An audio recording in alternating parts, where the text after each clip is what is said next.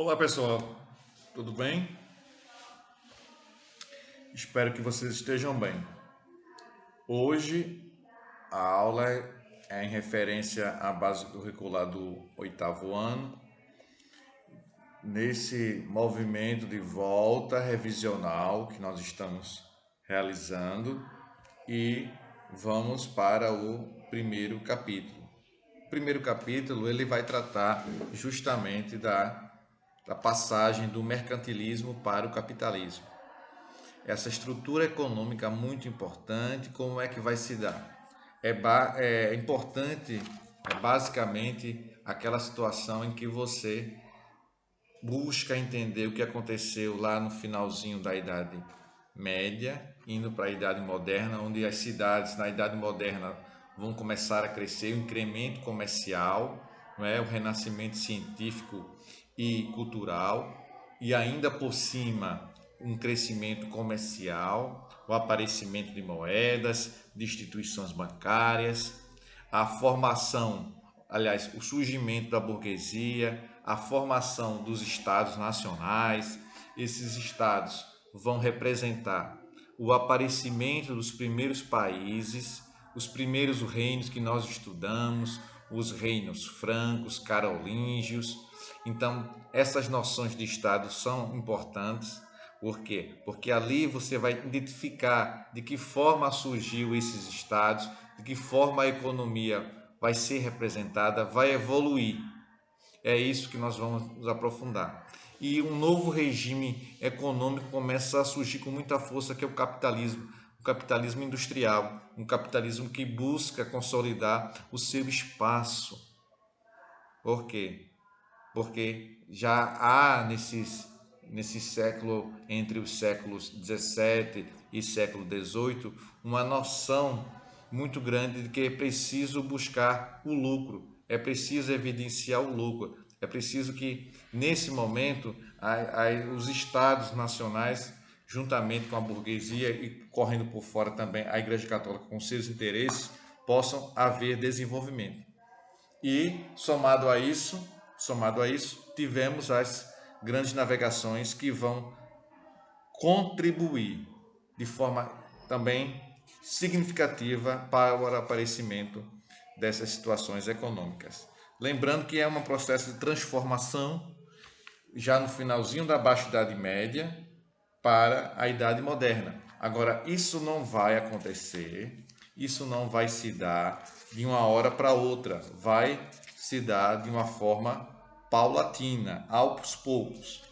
E ainda nesse processo, nessa evolução histórica, nesse estudo histórico, devo também, nesse momento inicial, citar a importância de um movimento intelectual que vai marcar, do ponto de vista histórico, a humanidade até hoje, que é o iluminismo, que é combater as ideias da Idade Média, com a luz iluminando, clareando.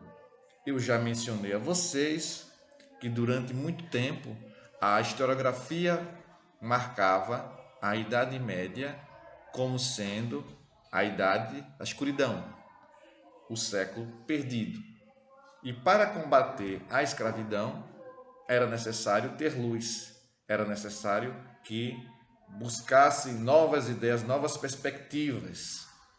Eu lembro também, quando assistia desenhos da minha infância, às vezes alguns desenhos apresentavam a seguinte situação: tive uma ideia, acendi uma lâmpada aqui do lado, ideias representando luz. Essa ideologia vem desse período, vem desse momento, né? O criador desse desenho colocou isso, porque ali ele estava representando a ideia de disseminar, de expandir qualquer uma teoria, não é? Queria combater o antigo regime, que ia combater a igreja, queria combater as questões da Idade Média.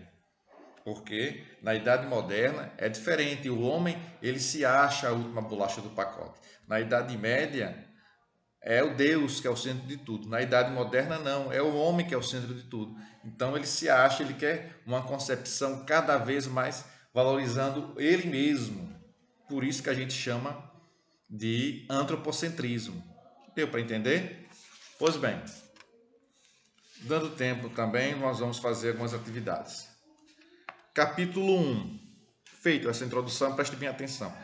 Capítulo 1. Passagem do mercantilismo para o capitalismo.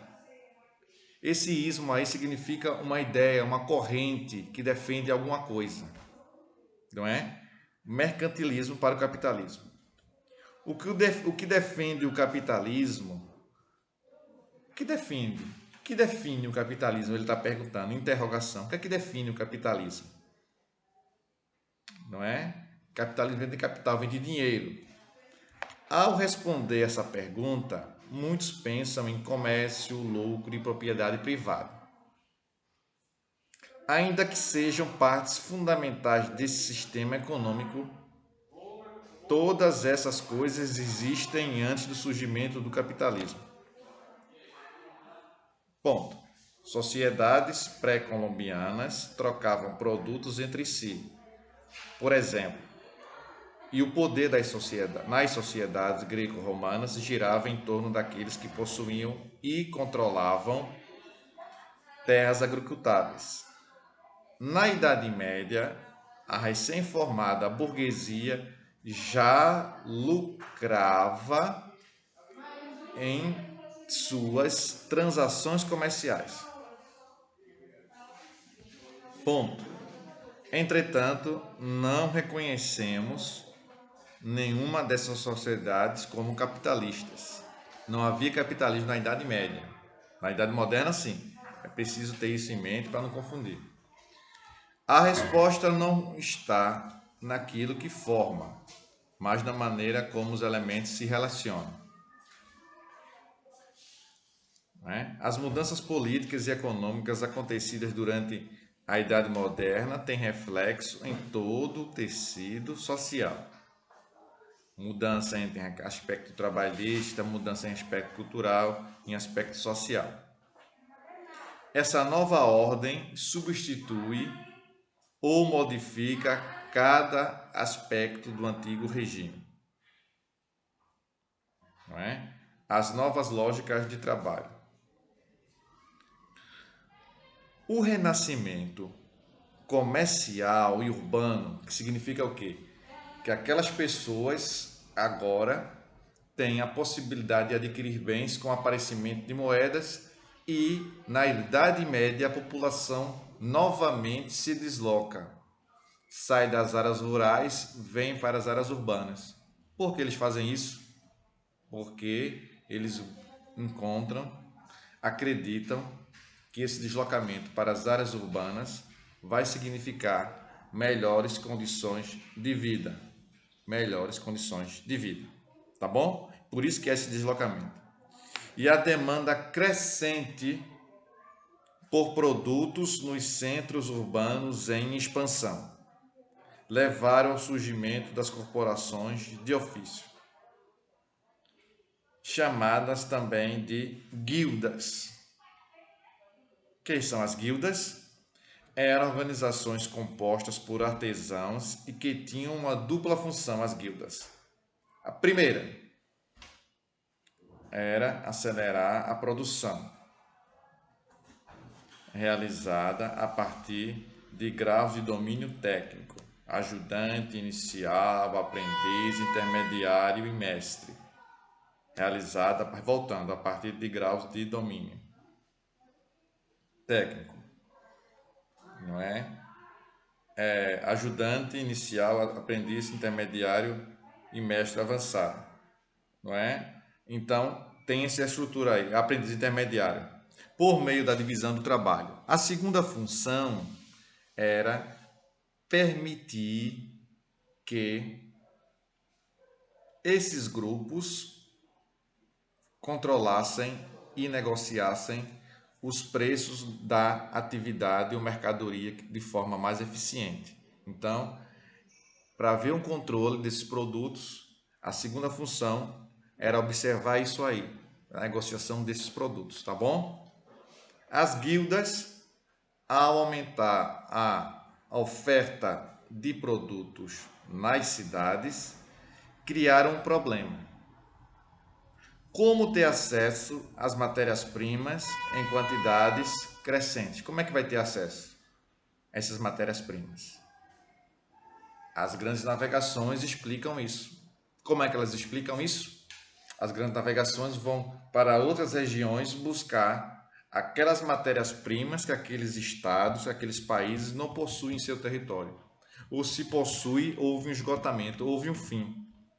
Então, as metrópoles começam a produzir essas embarcações, investir nas navegações para irem para outras regiões, buscar a matéria-prima necessária para dar prosseguimento, investimento nas suas corporações, no seu mercantilismo, no seu capitalismo.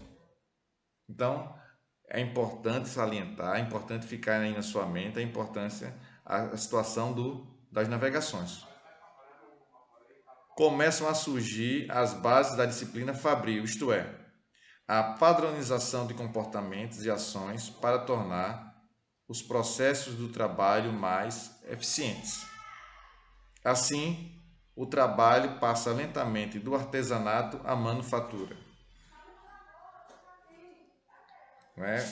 Indo para a página 12, nós encontramos, não é, algumas questões. Vamos observar aqui. Questão número 2, página 12. De acordo com sua leitura, o que podemos inferir, entender, se inferir significa inferir, entender, sobre a disciplina fabril? Realize com a ajuda do seu professor um debate com os colegas e responda se está somente nas fábricas. A resposta. A disciplina fabril pode ser caracterizada como uma uniformização de comportamentos, atitudes e ações, para tornar o processo de trabalho mais eficiente. Ponto. Além do mais, para ampliar o debate, o estudante pode encontrar conexões, não é? O debate será ampliado. Terceira questão. De acordo com sua compreensão do texto, o que são as corporações de ofício? A resposta. Corporações de ofício eram associações que surgiram na Idade Média, a partir do século XII, para regulamentar o processo produtivo artesanal nas cidades. Ponto. Essas unidades de produção artesanal eram marcadas pela hierarquia, mestres, oficiais e aprendizes, e pelo controle da técnica de produção das mercadorias pelo produtor. Ponto. Ainda na página 12, nós temos aí a cultura de transformação. A cultura na Europa sofreu mudanças ao longo da Idade Moderna. Os relógios mecânicos, por exemplo,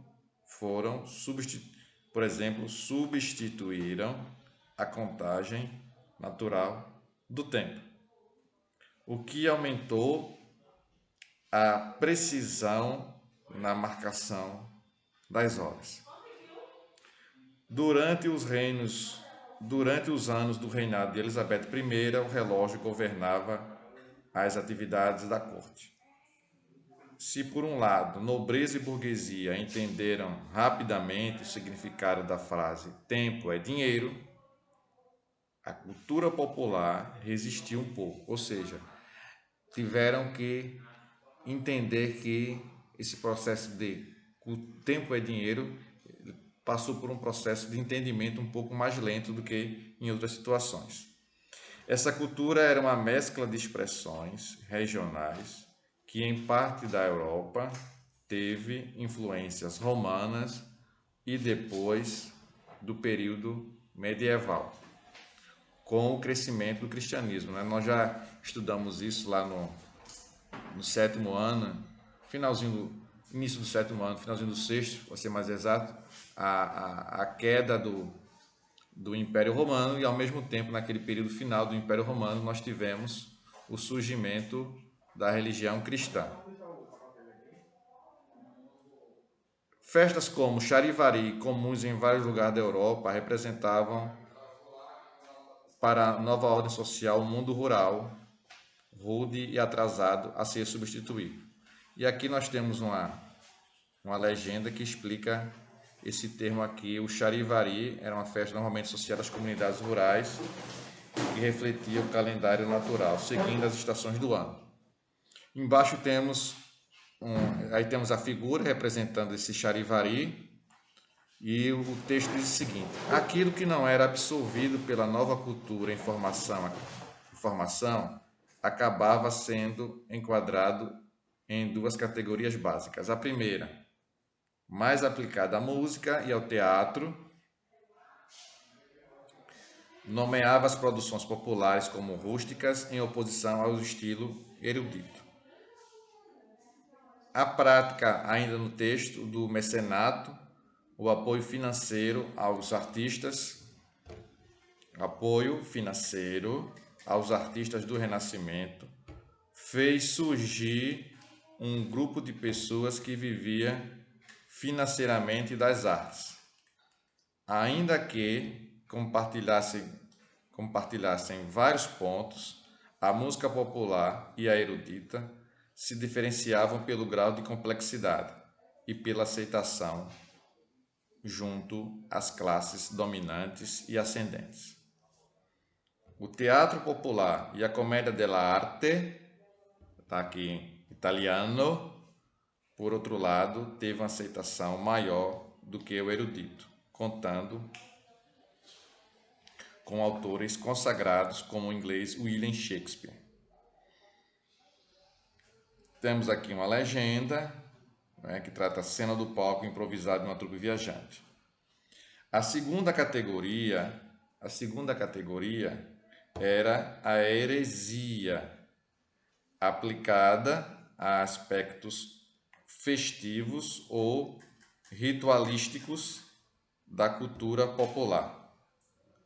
Práticas reconhecidas por não cristãos, como rituais de fertilidade, o preparo de remédios a partir de plantas, foram duramente perseguidas. O projeto de construção do Estado-nação passava pela necessidade de homogeneidade política, religiosa, linguística, social e cultural, tornando uma ameaça qualquer grupo diferente desse modelo. Temos aqui uma nova ideologia surgindo na página 14, só para que eu possa aqui, eu quero chegar ainda a exercícios de introdução do iluminismo. Pois bem, tem assim: por uma nova ideologia. Podemos definir ideologia, página 14, como um estudo filosófico que se dedica a compreender as percepções sobre o mundo. Assim, suas expressões seguem modelos de conservação ou mudança da ordem constituída. A ideologia é uma ideia que tem um modelo de conservar, de manter ou de fazer uma mudança. E essas ideologias vão surgir lá no finalzinho da Idade Média e se consolidam na Idade Moderna.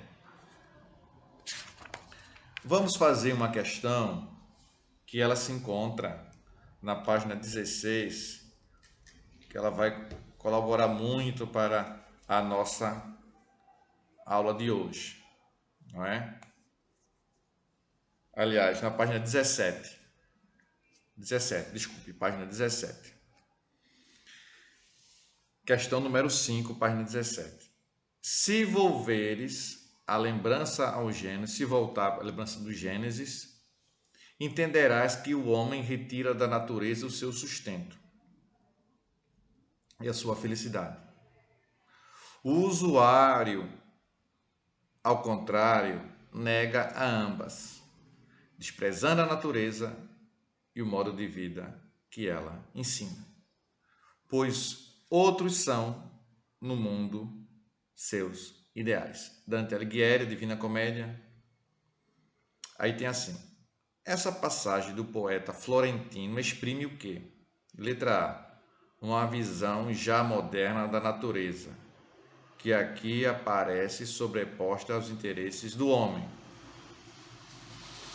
Um ponto de vista, letra B, um ponto de vista ultrapassado no seu tempo, porque, posto que a usura era uma prática comum e não mais proibida. Letra C, uma nostalgia. Nostalgia aí tem a ver com aquilo que passou, relembrar aquilo que passou de uma forma muito positiva. Uma nostalgia pela antiguidade greco-romana, em que a prática da usura era severamente coibida, não é? Usura é aquela situação que ocorria muito durante a Idade Média, em que você teria que pagar para garantir o seu lugar no céu. Letra D, uma concepção dominante da Baixa Idade Média de condenação à prática da usura por ser contrária ao espírito cristão.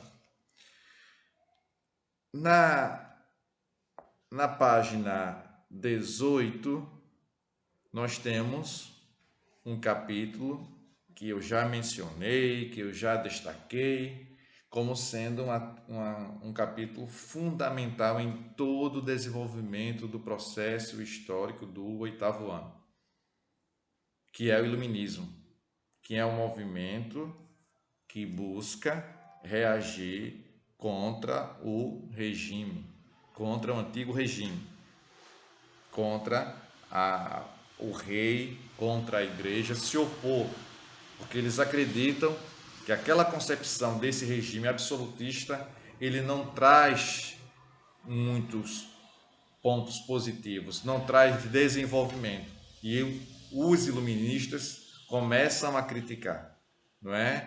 Começam a avaliar o rei de uma forma racional, utilizando a razão, segundo eles não, utilizando a razão, deixando de lado as emoções e os sentimentos.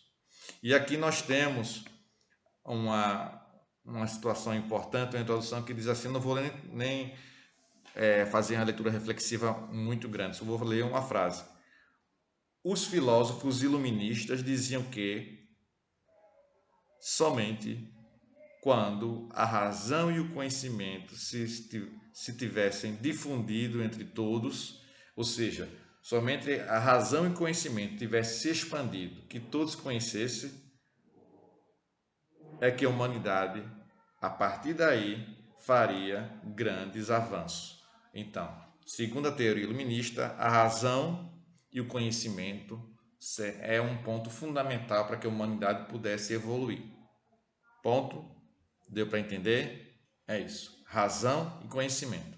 Dois fatores importantes pregados e defendidos pelo iluminismo. Agora vamos para a parte prática desse iluminismo. O que é que ele quer finalmente? Discute o que? Questiona o que? Na página 19 tem assim: a reação contra o antigo regime. A concepção iluminista, surgida ainda no século XVII, teve como objetivo central criticar os regimes políticos anteriores, principalmente a monarquia absolutista. Os iluministas entendiam que a razão tinha de prevalecer nas relações sociais e não as religiões, por entender que estas atrapalhavam o processo de evolução política, econômica e tecnológica. Nesse sentido, iluminismo foi uma corrente de pensamento filosófica criada por uma elite intelectual no fim do século XVII.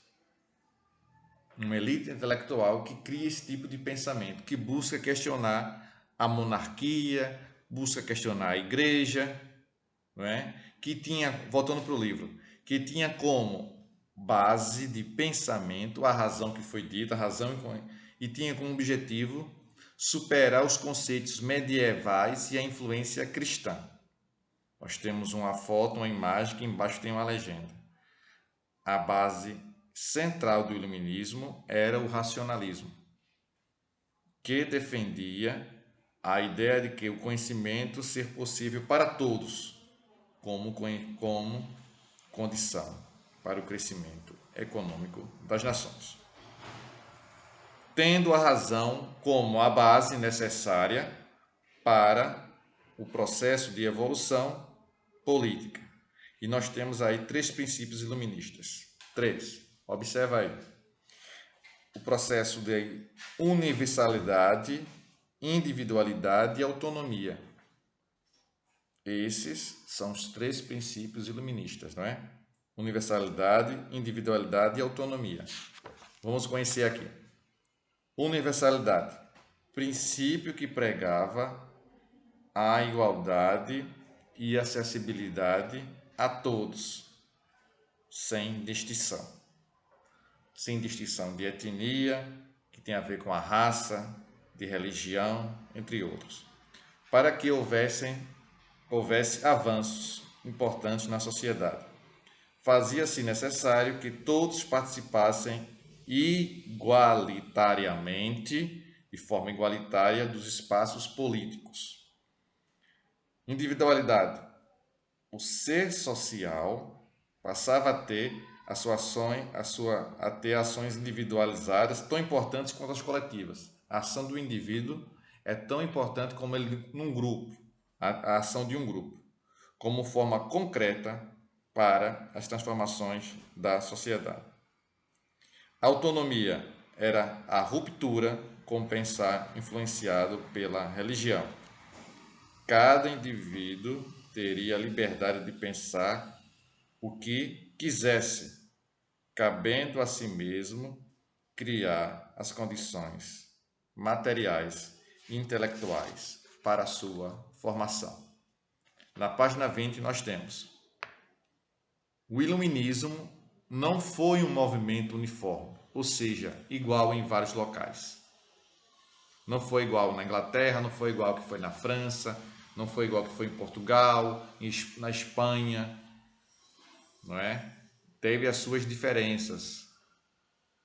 Prosseguindo então, na prática, cada região adequou suas concepções à realidade vivida, respeitando inclusive suas características culturais. Mas, sem dúvida, o uso da razão contra os regimes políticos determinou a consolidação dos conceitos iluministas nas nações.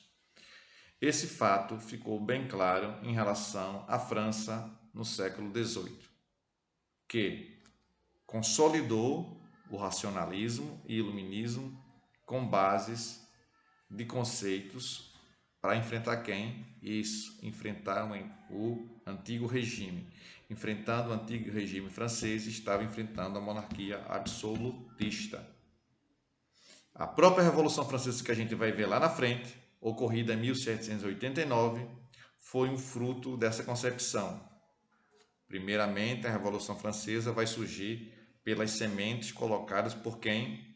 Pelo iluminismo, que não queria simplesmente romper, e sim reformar a sociedade francesa. Então, o iluminismo é a base de todo o nosso conteúdo do 8º ano. Vai ter influência também na Revolução Francesa. E é preciso que vocês, não é, foquem bem nisso, deixem isso bem claro aí na sua mente. Não é? Tá bom assim? Espero que vocês tenham compreendido o conteúdo. Qualquer coisa me procure pelo aplicativo, não é, que estou aqui para colaborar. E na próxima aula a gente vai prosseguir com a questão do iluminismo, as teorias de cada país, os pensadores. Tá bom assim? Tchau para vocês, pessoal. Forte abraço e até a próxima. Tchau para vocês.